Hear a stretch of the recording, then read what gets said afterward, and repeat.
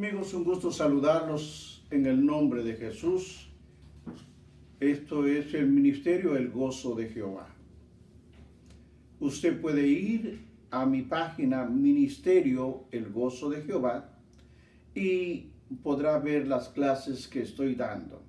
Este día vamos a continuar con las clases. Vamos a seguir avanzando, conociendo más lo que hizo Pedro en su ministerio. Obviamente, esta es la parte final de todo lo que hemos ido estudiando acerca del libro de los Hechos. Así que vamos a comenzar, pero antes una alabanza al Dios de la gloria. A Dios sea la gloria. A Dios sea la gloria. A Dios sea la gloria. A Dios sea la honra. Bendito el que viene en el nombre de Jehová. Bendito, bendito eres Dios de la gloria. En esta hora voy a hablar tu palabra. Permite que el Espíritu Santo me guíe. Sí, Señor, tú eres mi socorro en todo tiempo. Sí, Dios mío. Bendito Dios. Gloria a tu nombre. Gloria a tu nombre. Gloria a tu nombre, Señor de la gloria. Bendito eres, Padre de la gloria. Bendito eres. En el nombre de Jesús, bendito eres. Bendito eres. Bendito eres, Señor. Gloria, gloria, Padre, al Hijo y al Espíritu Santo. Bendito sea por siempre, Señor. Sí, Señor de la gloria. Habla a nuestras vidas, a nuestros corazones. Háblanos, Señor. Háblanos, Padre. Queremos escucharte. En el nombre de Jesús. En el nombre de Jesús. En el nombre de Jesús. Bendito, mi socorro eres tú, Señor. Tú eres mi socorro. Sí, Señor. Bendito eres, Padre. Bendito eres. Bendito, bendito eres, mi Señor. Gracias. Gracias, Padre. Gracias, Dios mío. Gracias, Señor. Sí, Padre. Sí, Señor.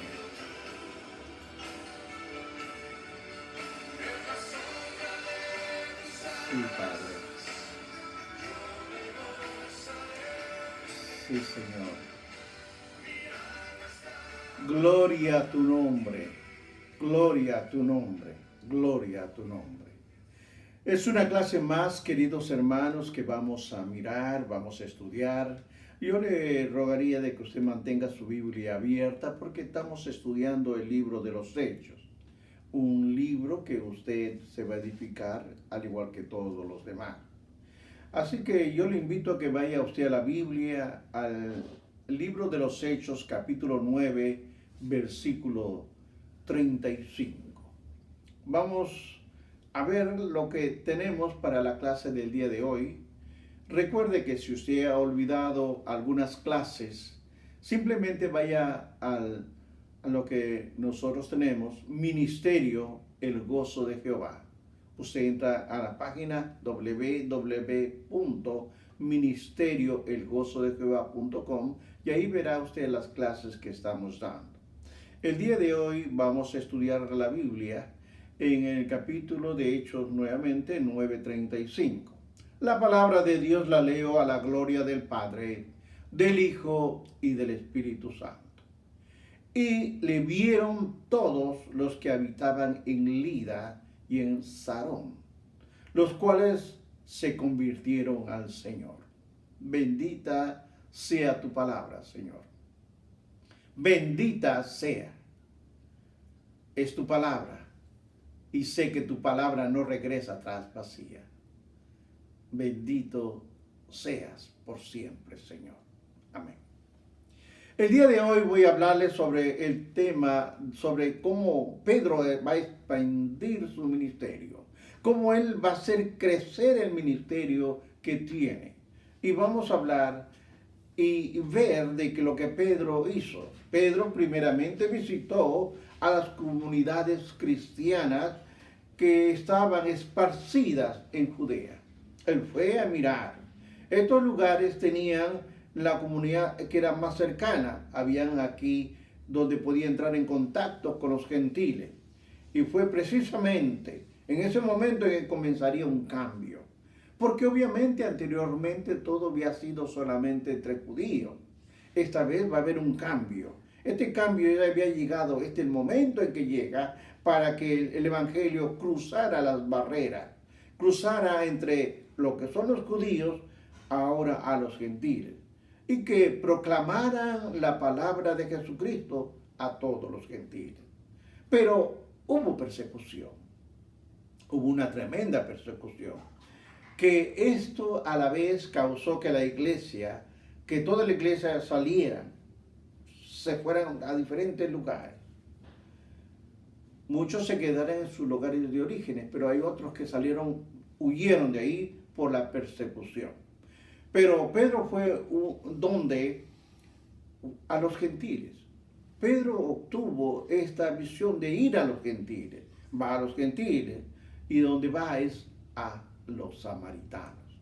Él va a ir a los samaritanos. Y ahora vamos a ver que es una nueva etapa que es donde va a hablar sobre el crecimiento de la iglesia para los gentiles. Oiga bien, va a ver que el evangelio cruzará las fronteras. Sin embargo, Pedro todavía no estaba preparado para todo esto. Pedro no estaba listo para ir a Lida, a Jope. Todavía no estaba listo él. Sin embargo, vamos a ver cómo el crecimiento va a salir, cómo va a crecer sin él estar listo. Pedro, cuando llega a estos lugares, a Lida y a Jope, va a encontrar a un paralítico. Y lo que a mí me llama la atención, porque habían habido muchos milagros en diferentes lugares. Habían señales, habían milagros, pero este milagro en particular tenía nombre, porque era un paralítico que tenía 8 años en cama. Él estaba ahí y tenía por nombre Eneas. Esto es lo interesante, porque habían milagros, habían señales, habían prodigios, habían todo, pero este es el primer milagro de una persona enferma que estaba en cama por más de 8 años y su nombre era Eneas. Hasta todo esto nosotros llegamos a entender que eran 8 años que este hombre había pasado ahí. Era importante porque para evangelizar se había oído muchas cosas de esto. Eneas, en el 9:35, Eneas es el único personaje de la Biblia que revela su nombre.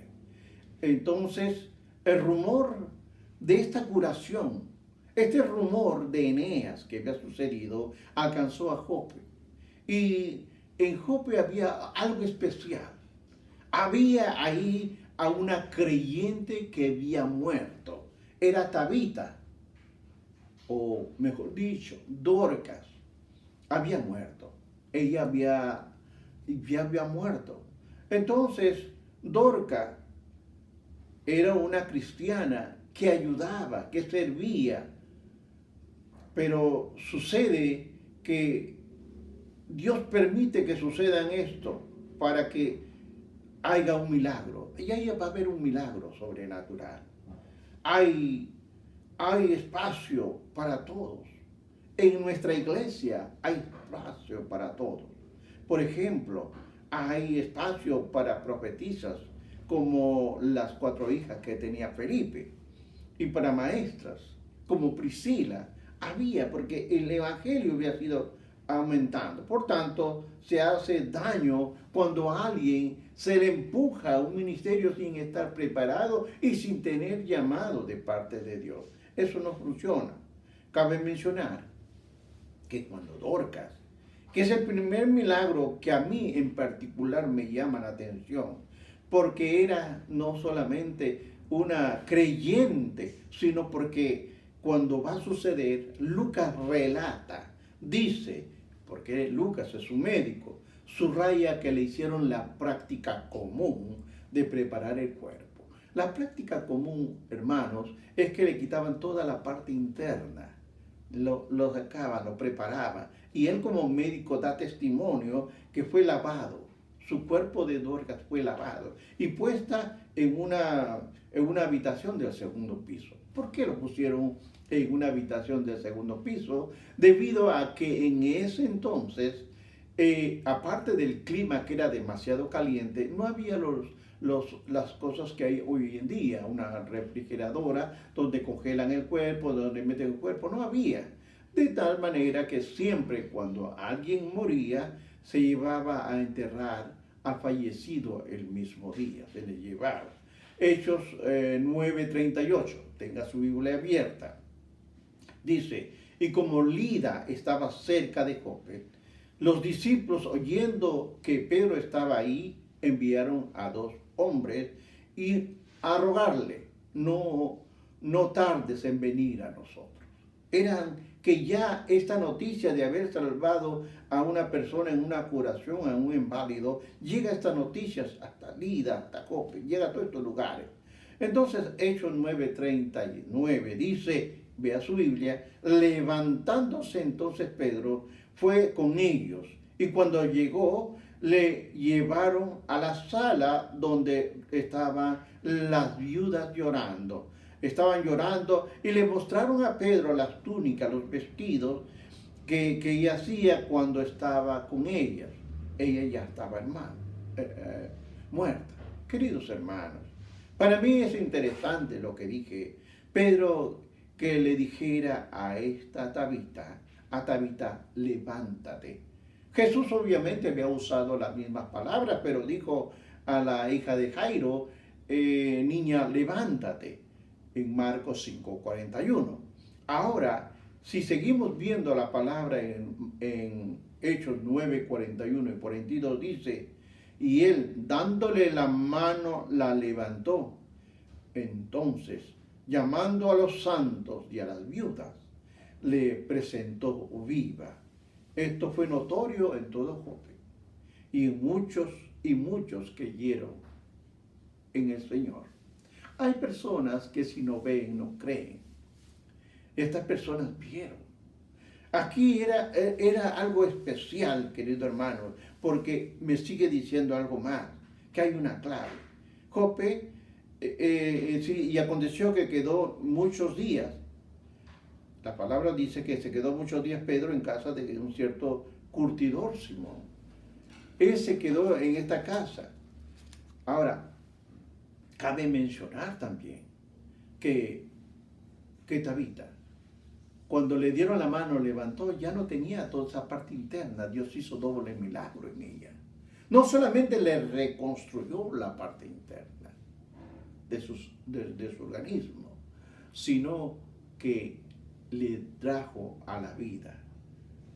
Es importante recordar, cuando quedan unos días ahí, luego se queda con un hombre llamado Simón, que es curtidor de pieles. Él tiene este arte. Él saca la piel de los animales. Él trabaja con estos pieles de diferentes animales. Pero hay una ley judía que establece que los curtidores deberían vivir fuera de la ciudad. No podían estar ahí, porque eso era algo de inmundicia. Por eso que Levítico lo establece en Levítico 11:24, donde dice, y todas estas cosas seréis inmundos, cualquiera que tocare sus cuerpos muertos será inmundo hasta la noche. Me llama a mí la atención que Pedro no podía quedarse en esta casa de este curtidor, sabiendo su profesión que hacía de pieles, pero en la casa de Simón. Sin embargo, Dios va a ampliar las fronteras de la vida de una persona, porque a raíz de todo esto, a raíz de que él ve todo, lo llama, Simón, el curtidor, lo llama, que quede ahí, pero la noticia va a llegar más lejos todavía, y va a llegar ahora para que sean otras personas las que van a escuchar. El evangelio se va expandiendo, porque ahí Dios llevaría a Pedro a casa de Cornelio, el centurión. Gentil, era una persona que, si bien es cierto, escuchaba los mensajes porque le gustaba estar entre los judíos, pero no era que judío, era gentil. Entonces, este sería el próximo paso que Pedro va a usar. El ministerio de Pedro con los samaritanos y con Simón el curtidor sirvió como un puente cultural entre los judíos y los gentiles, porque ahora va a entrar a lo que nosotros conocemos y hablamos del curtidor, pero también tenemos que hablar del centurión. Ahora, este ministerio de los samaritanos con Simón el curtidor es un puente cultural entre el testimonio de los judíos y el testimonio de los gentiles. Ahora Pedro iba a Cesarea, que estaba solamente a 30 millas al norte de la costa de Jope. Estaba cerca de un pueblo de Jope a Cesarea. Esto estaba a unas 30 millas. Pedro estaba entrando en un mundo diferente. Por ahí es que entró a ver a Cornelio. Ahora, ¿quién era Cornelio? Era un centurión, es decir, un centurión es un hombre que tenía a 100 soldados a su mando. Estos soldados eran la columna vertebral del Imperio Romano. No era cualquier personaje. Era una persona que quería conocer más de lo que estaba hablando Pedro. Hablaba sobre el ministerio, pero acá hay un punto importante que nos dice Hechos 10:2. Si su Biblia usted lo ve, dice que era piadoso, temeroso de Dios con toda su casa y que hacía muchas limosnas al cuerpo. Pero también decía y oraba a Dios siempre. Es un hombre que sin ser judío era gentil, pero era temeroso de Dios. Aquí yo voy a ver varios puntos importantes. Cornelio primero era piadoso, era temeroso de Dios, pero seguía las formas judías. Pero es como aquel que llega a una iglesia, usted recibe una visita, la visita no quiere convertirse, pero solamente está oyendo el mensaje, está oyendo. Y eso es lo que Cornelio hacía. Él llegaba a los templos y se ponía a escuchar los mensajes. Era temeroso de Dios, obviamente, pero era simpatizante del judaísmo. Era simpatizante porque insistía en siempre ir a las sinagogas. Y se sentía, aunque se sentaba en la parte de atrás, separado de los judíos, ellos observaba y se sentaba él a observar todas las prácticas que hacían los religiosos, pero no quería entrar dentro de lo que es la circuncisión. Él miraba de lejos, no quería entrar dentro de todo ese rama que hacen los judíos, sino observaba. Cornelio, por otra parte, era generoso, daba abundante al que lo necesitaba. Aquellos que necesitan ayuda, él era muy generoso. Pero también algo que me llama la atención, Cornelio, oraba regularmente. Imagino yo que probablemente oraba a las 9 de la mañana, a las 3 de la tarde, como era costumbre de los judíos. Cornelio pudo haber tenido cierto conocimiento del Mesías por las palabras que un ángel le dijo a él. a Cornelio. Porque mientras Cornelio oraba, oiga bien, era gentil, pero mientras Cornelio oraba, él estaba metido dentro de un ángel le habló. Y le dijo a Cornelio, mientras él oraba, el ángel no le predicó, pero sí le dijo que alguien iba a llegar a decirle todo lo que él necesitaba saber. Porque Hechos 11:14 dice, Él te hablará palabras por las cuales serás salvo tú y toda tu casa. Pedro era como muchos cristianos necesitan ver y necesitan oír también. Ellos necesitan recibir y muchas veces, 2 veces que le digan lo mismo para obedecer. Pero aquí es donde va a comenzar. Aquí es donde comienza el inicio del trabajo que hace Pedro con el gentil. Cuando el grupo que estaba con Pedro llegó a la casa de Cornelio, había reunido un gran número de visitas de familiares, porque Cornelio fue prevenido. Él era, primero dice que era temeroso de Dios, oraba, y él reunió a toda su familia como aquel que quiere salvar, no solamente él, sino reunir a toda su familia para que sean salvos. Los reunió a los amigos, a las amistades, a todos los reunió en su casa. Así que Pedro le explicó en las conversaciones que tenía cuáles eran las costumbres judías. Él se detuvo un poco. Él se detuvo a que todavía Cornelio le da la oportunidad de comenzar. Había entrado ya el momento en que Pedro esperaba. Era precavidamente a que Cornelio le dijera, ahora dinos lo que tú sabes.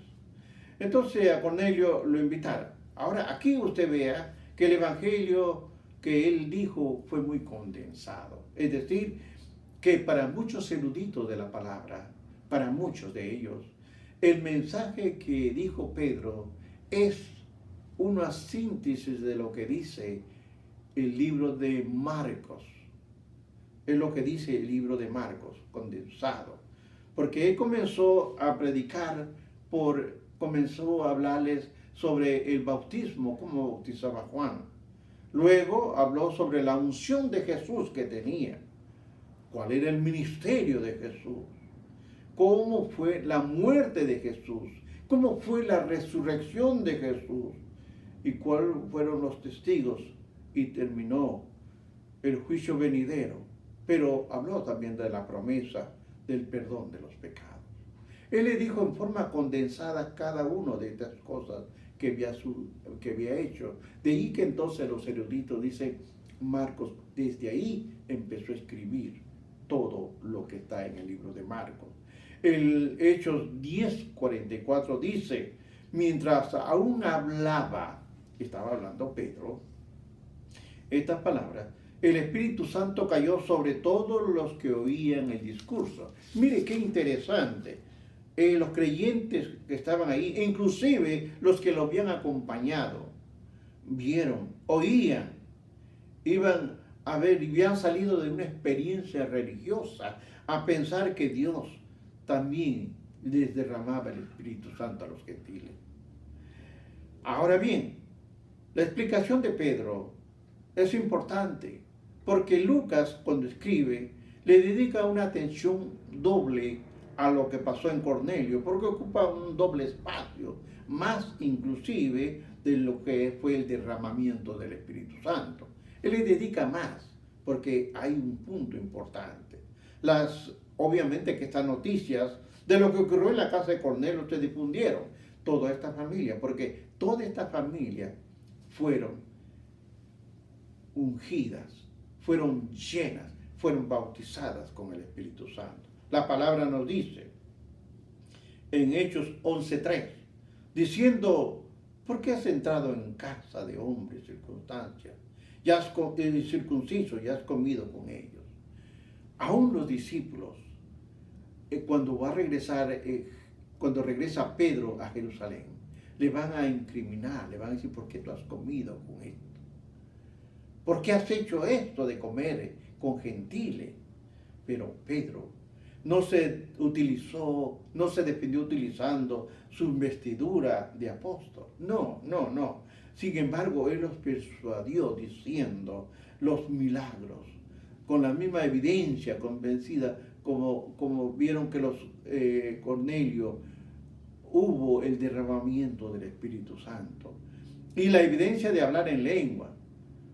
Pero en la casa de Cornelio, Pedro necesitaba alguna evidencia que le permitiera proceder al bautismo con agua. Y esto fue precisamente que se hizo para tener la llenura del Espíritu Santo, acompañado obviamente con las lenguas. De acuerdo con Hechos 11:18, nos dice, porque todo lo que yo les digo, queridos hermanos, está respaldado por la palabra. Esto no me lo inventé, son estudios que he tenido. Entonces, oídas estas cosas, callaron y glorificaban a Dios diciendo, de manera también a los gentiles ha dado Dios arrepentimiento para vida. Todas estas cosas sucedieron, pero Pedro aún siguió trabajando aún más. Ahora va a Antioquía, que es la figura cambiante de lo que va a ser la iglesia. Obviamente que Antioquía está ubicada a 300 millas al norte de Jerusalén. Era una ciudad siria de Antioquía. Esta se va a convertir en una sede para la iglesia de una actividad misionera para el mundo gentil. Esto es importante que usted sepa, que en Asiria, en Antioquía, ahí va a haber el centro el centro de una comunidad del ministerio para el mundo. De ahí va a salir. ¿Por qué buscó este lugar? Este lugar era la ciudad más poblada del mundo en aquella época. Tenían 500,000 habitantes. Era grande. Es una ciudad muy grande de aquel entonces, del antiguo mundo. Esto era, pues solamente las más grandes, aparte de este lugar, eran Roma y Alejandría. Eran mayores. Estas poseían grandes cantidades de comunidades judías. Esta ciudad de Antioquía fue una ciudad cosmopolita. Sin embargo, llena de una población muy diversa. Esto tenía muchas culturas, muchas formas de ver lo que usted le daba. Sin embargo, en Antioquía también el Evangelio estaba a punto de tomar el mayor impulso expandido por la historia. Hay que emplear nuevos métodos y él lo usó. En la iglesia debe tenerse, querido pastor, en la iglesia debe tener cuidado de no permitir los rituales y las tradiciones que sobrepasen en tiempo a la razón que la origina. Debemos ser cuidadosos en adaptarnos y en crecer, de tal manera que podamos alcanzar al mundo con el Evangelio en forma más eficiente posible. ¿Por qué? Porque los creyentes del partido de Jerusalén, oiga bien, todos esos que salieron huyendo por la persecución que hicieron, viajaron predicando únicamente a los judíos, solamente a los judíos era la palabra, no a los gentiles. Sin embargo, drásticamente en Antioquía va a cambiar. Hechos 11:20 dice, pero había entre ellos unos varones de Chipre y de Cirene, los cuales cuando entraron en Antioquía hablaron también a los griegos, anunciando el Evangelio del Señor Jesús. Es decir, entraron aquí. Pero estos evangelistas adoptaron un nuevo método que tendría un impacto profundo en la misión, ya que hablaban no solamente a los judíos, sino que ahora a los griegos en su propia lengua, ya que entonces había predicado en arameo, en hebreo, así como se predicaba en el antiguo, la palabra del Señor. Era en arameo y era en hebreo. A tal punto que decía, no importa que seas judío, te hablaremos en tu propia lengua. Los primeros mensajeros del Evangelio en Antioquía dicen que en Hechos 11:19, ahora bien, los que habían sido esparcidos por la causa de la persecución que hubo por motivo de Esteban, pasaron hasta Fenicia, fueron a Chipre y fueron a Antioquía. No hablando a nadie la palabra, sino solamente a los judíos. O sea que ellos ya hablaban solamente a ellos. No tuvieron éxito, obviamente, llegar al mundo griego, porque no tuvieron el conocimiento de acuerdo a lo que concierne el Señor. Habían conocido lo básico, pero lo básico no era lo suficiente. Pero vino otro segundo grupo de creyentes, que vino también en forma apropiada. Vino a hablar a los gentiles en Antioquía sobre el Señor. Pero, aquí hay algo que entender, pero cuando proclamó el Evangelio en su lengua, puede ser comprendida por aquellos que le escuchan.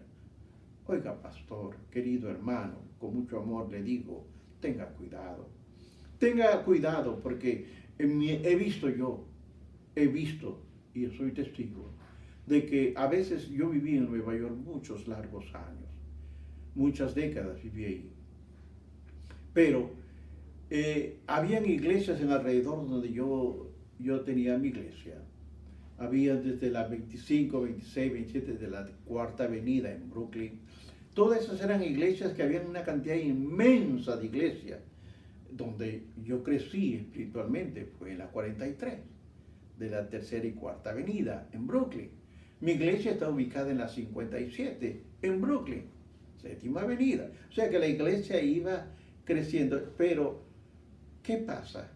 Que cuando yo iba a observar a esta iglesia, porque a veces era invitado, el pastor trataba de agradar a los hermanos, pero lo hablaba con ciertos chistes de ciertas regiones, ciertos halagos de ciertas regiones, que realmente no edificaban.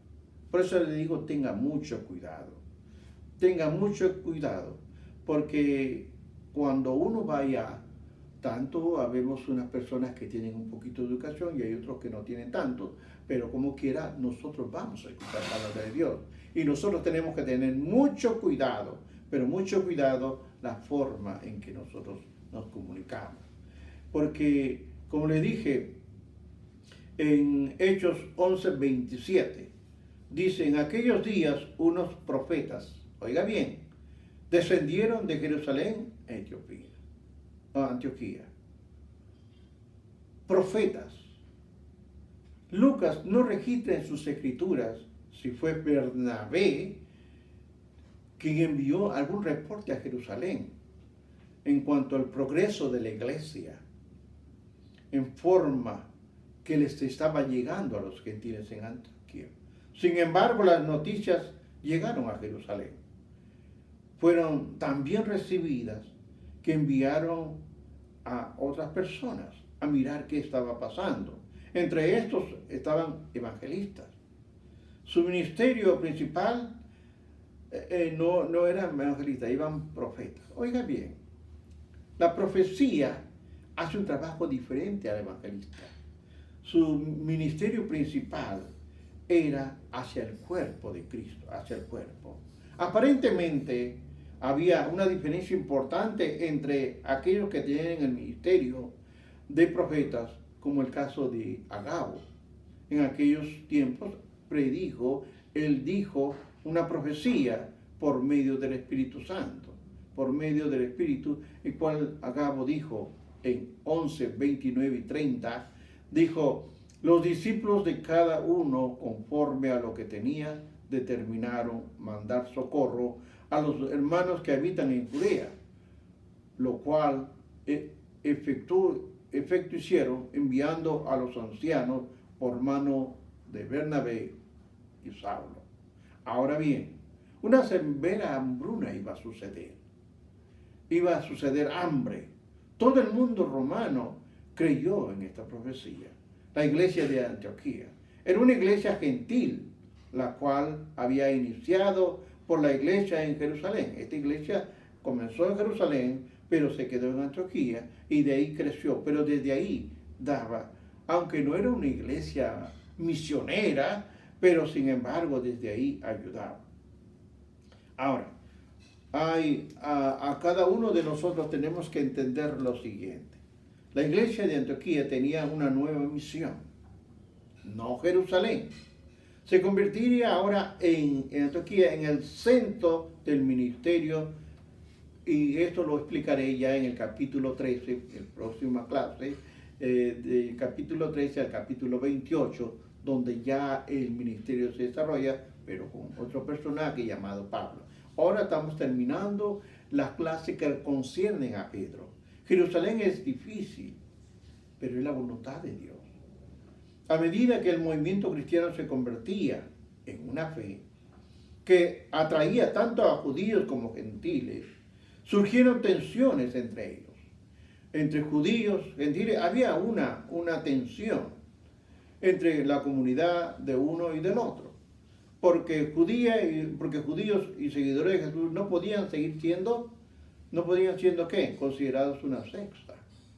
Recuerde que el Evangelio comienza dentro de esto, judíos, cristianos, pero ya no podía, llega el momento que todo va creciendo y ya no pueden ser, o son judíos o son cristianos, va a cambiar, porque el caso había como los fariseos, era una secta también, los saduceos, los fenicios y también los celotes, todos estos eran sectas.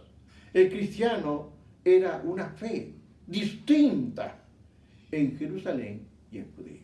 Entre los seguidores de Jesús y la comunidad judía, Herodes entonces comenzó a seguir a los creyentes. Aquí hay un problema. Aquí quiero que usted vaya entendiendo lo siguiente, hermano. En aquel tiempo, dice la palabra, en 12, 1 y 2, dice, en aquel mismo tiempo, el rey Herodes echó mano a algunos de la iglesia para matarles, y mató a espada a Jacobo, hermano de Juan. Así que 2 de los 3 más cercanos a Cristo fueron arrestados, los cuales uno sería ejecutado y el otro sería liberado. Desde el punto de vista humano, no se encuentran razones por qué este rey mató a Jacobo. No se entiende, lo he buscado, pero no se entiende por qué lo mató. Sin embargo, la respuesta de Dios vendrá pronto. Permite muchas veces Dios que sus hijos sufran dificultades complejas. Hermanos, muchas veces la derrota es permitida que podamos apreciar y valorar la mayor forma de la victoria que pronto va a seguir. Muchas veces son de esa naturaleza. Recuerde que el enemigo ya se encuentra herido de muerte. Él ya está derrotado. Satanás ya está. Su sentencia ya está. Él tiene que hacer daño. Ahora recuerde lo que nos dice Hebreos 12:6. Porque el que el Señor ama, porque el Señor al que ama, disciplina. El sufrimiento nos permite convertirnos aún como un recurso. Por lo tanto, Romanos 1:11 nos dice, porque deseo veros para comunicaros algún don espiritual a fin de que seas confirmados. Pablo nos dio ejemplo. Pablo, que escribió esto, nos dio ejemplo, lo escribió a los romanos, porque 3 años después Pablo regresaría a Roma como prisionero. Pero hay una liberación milagrosa. Aquí va a suceder cosas que quiero que usted lo entienda, lo apunte si es necesario. Después de la muerte de Jacobo, Herodes arrestó a Pedro en un intento de juzgarlo, de ejecutarlo. Quería acabar con Pedro. Y puso a 16 soldados, 4 adelante, a los costados y atrás. 16, 4 y 4. Era una cuadrilla, era costumbre de los romanos. En Hechos 12:5, voy entrando ya al último capítulo, dice, así que Pedro estaba custodiado en la cárcel, pero la iglesia, oiga bien, hacía sin cesar oración a Dios por él. Para Pedro no era la primera vez en la cárcel, pues él ya había estado preso 2 veces, en 2 ocasiones. Quizá la mayor lección para nosotros, ya sea en la liberación o en la muerte, es aprender el principio de la confianza, es la decisión de nuestro Padre. No es decisión nuestra. Si nuestro Padre nos quiere llamar muertos, muertos iremos. Pero si tenemos que quedarnos, hagamos la voluntad de Dios. Porque ahora viene un juicio divino.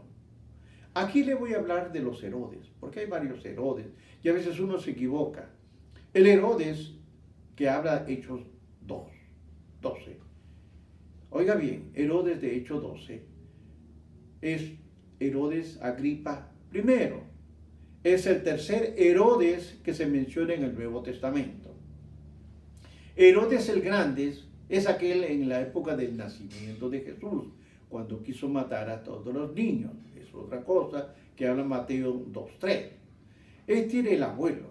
Sin embargo, este Herodes de Antipas, que fue el que asesinó a Juan el Bautista. Oiga bien, uno persiguió a Cristo. ¿Era quién? Herodes. ¿Verdad? Era el abuelo Herodes, que es el Herodes Grande. Herodes Agripa I era el tercero de los Herodes.